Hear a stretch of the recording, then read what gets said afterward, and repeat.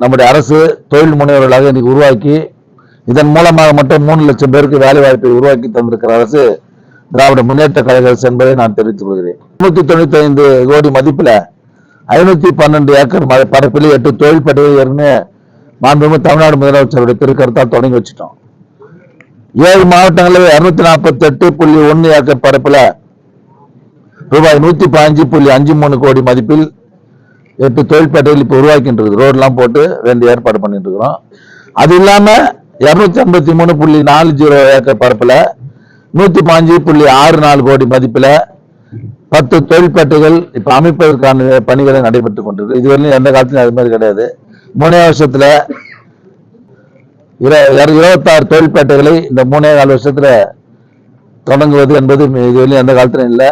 ஆக தமிழ்நாட்டில் சமச்சீரான தொழில் வளர்ச்சி ஏற்படுத்திட வேண்டும்.